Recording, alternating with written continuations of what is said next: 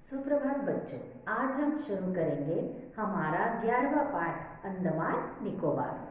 तो बच्चों, ये जो अंडमान निकोबार है ये एक खाड़ी है, दक्षिण पूर्व बंगाल की एक खाड़ी है जिसमें द्वीप समूह है। अब द्वीप समूह यानी क्या? द्वीप अर्थात चारों ओर पानी और बीच में जो भूखंड होता है जहाँ पर लोग बसते हैं उसे कहते हैं द्वीप। तो इस पाठ में भारत के इसी केंद्र शासित प्रदेश जो अंडमान निकोबार है वो हमारा केंद्र शासित प्रदेश है। इसकी यहाँ पर हमें कुछ छोटी सी झलक दिखाई है एक बच्चे के द्वारा।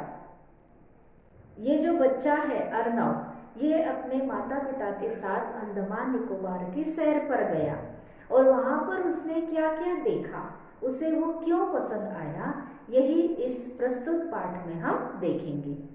तो अर्नव कहता है, पापा क्या इस बार भी सारी छुट्टियां घर पर ही बीतेगी? जैसे आप लोग जैसे ही छुट्टियों का पता चलता है आप लोग पहले से ही योजनाएं बनाते हो, प्लान बनाते हो और घर वालों के पीछे पड़ जाते हो कि कहीं घूमने चलेंगे। तो वैसे ही आप ही की तरह एक छोटा सा बच्चा, और वो कहता है कि हर बार की तरह, हर बार आप कहते हो हम घूमने चलेंगे, मगर हर बार की तरह इस बार भी क्या ये छुट्टियां ऐसे ही बीतेगी? अर्नव ने मुंह फुलाकर कहा, क्योंकि हर बार उसके पापा कहते थे कि हम घूमने चलेंगे मगर उनको समय नहीं मिलता था, इसलिए उसने मुंह फुलाकर गुस्सा होते हुए कहा, अर्नव पापा को समय मिलेगा तो जरूर लेकर जाएंगे, तुम्हें थोड़ा सब्र कर होना चाहिए। ये माँ ने समझाया कि पापा बहुत व्यस्त रहते हैं अपने काम में, इसीलिए उन्हें समय नहीं मिलता है। नहीं अर्नव, अब पापा ने इस बार प्लान बनाया था, योजना बनाई थी कि हम कुछ दिनों के लिए घूमने जरूर जाएंगे।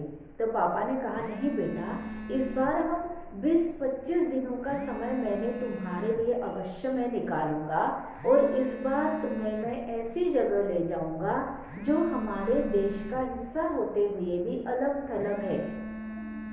अब इसे अलग थलग क्यों कहा है? क्योंकि ये द्वीप है और समंदर के बीच में है, तो इसीलिए इसे ये देश से जुड़ा हुआ नहीं है मगर फिर भी हमारे देश का हिस्सा है। तो इसीलिए पापा ने कहा कि हमारे देश का हिस्सा है मगर ये थोड़ा अलग है।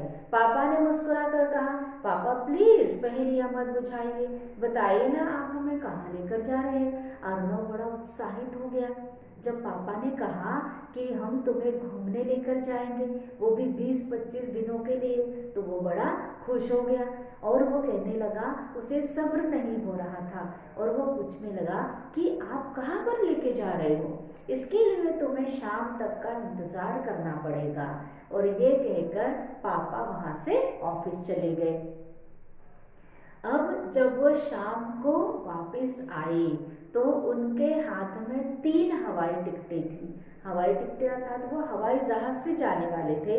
द्वीप है, द्वीप में हवाई जहाज से ही जाना पड़ता है, तो हवाई जहाज की उन्होंने टिकट खरीद के लाई थी। और अर्नव की आवाज में खुशी और जिज्ञासा थी, पापा ये कहाँ की टिकटें हैं? क्योंकि अब तक पापा ने उसे बताया ही नहीं था कि वे कहाँ लेकर जाने वाले हैं, और इसीलिए उसकी आवाज में खुशी और जिज्ञासा, जिज्ञासा अर्थात उत्सुकता थी। खुद ही देख लो, पापा ने टिकटें उसकी ओर बढ़ाते हुए कहा। पापा ने कहा कि तुम खुद ही देख लो कि ये कहाँ की टिकटें हैं। अर्नव बड़ा ही खुश था, वो खुशी से फूला नहीं समा रहा था और उन्होंने टिकटें आगे बढ़ाई। अंडमान निकोबार पापा, ये कैसी जगह है और यहाँ देखने के लिए क्या होगा?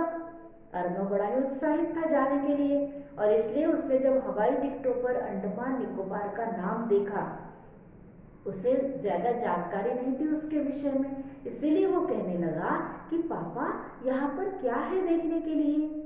तो अब पापा उसे बताने लगे, अर्नव तुम्हें काला पानी का नाम जरूर सुना होगा और ये काला पानी नाम दिया था अंग्रेजों ने। अब ये उसको काला पानी का नाम क्यों दिया है? क्योंकि अंग्रेज जो थे वो हमारे देश के जो क्रांतिकारी थे, जब हमारे देश की आज़ादी का आंदोलन शुरू था अंग्रेजों के खिलाफ, अंग्रेजों के विरोध में, तो जो भी क्रांतिकारी अंग्रेजों का विरोध करते या उन्हें नुकसान पहुंचाने की कोशिश करते, तो वो अंग्रेज उन क्रांतिकारियों को अंडमान निकोबार भेज देते। और बच्चों, अंडमान निकोबार को काला पानी की सज़ा इसलिए कहते क्योंकि वहाँ की जो सज़ा थी वो भयंकर सज़ा थी, अर्थात वहाँ पर भयंकर यातनाएं दी जाती। जैसे वहाँ पर अगर तेल निकालना हो तो जैसे बैलों को जोता जाता है तेल निकालने की वो मशीन में, तो बैलों को छोड़कर वहाँ पर इन क्रांतिकारियों को जोता जाता, उनके गर्दन पर वो रखकर बैलों की तरह उनको दिन भर चक्कर के जैसे घुमाया जाता। और खाने की तो इतनी दुर्दशा थी वहाँ पर कि ढंग का खाना उनको नसीब नहीं होता, बहुत ज़्यादा उन पर जुल्म किए जाते। और इसीलिए इसे अंग्रेज़ों ने काला पानी नाम दिया है। तो यह नाम अंडमान निकोबार को दिया गया है, लेकिन यहाँ पानी का रंग काला नहीं है। काला पानी क्यों दी है?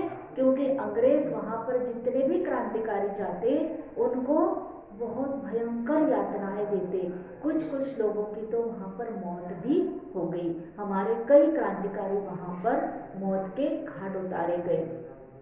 इस तरह से वहाँ पर पानी काला नहीं है, मगर जो अंग्रेज सजाएं देते थे, यातनाएं देते थे, इसीलिए वहाँ पर उसका नाम उन्होंने काला पानी रखा गया।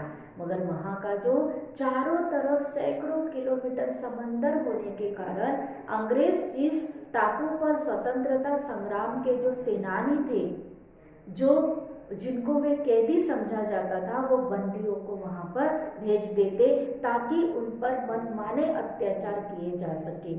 किसी को पता नहीं चलता था कि वहाँ पर कौन कौन से अत्याचार हो रहे, क्योंकि सैकड़ों किलोमीटर केवल पानी ही पानी था, वहाँ पर जाना असंभव था। और इसीलिए वहाँ पर हमारे सेनानियों को भेज दिया जाता जो अंग्रेजों का विरोध करते। इसके लिए उन्होंने एक बहुत बड़ी जेल, जिसका नाम सेलुलर जेल था, सेलुलर जेल वहाँ पर बना रखा था। उम्र कैद पाने वाले लोग इसे काला पानी की सज़ा कहते थे।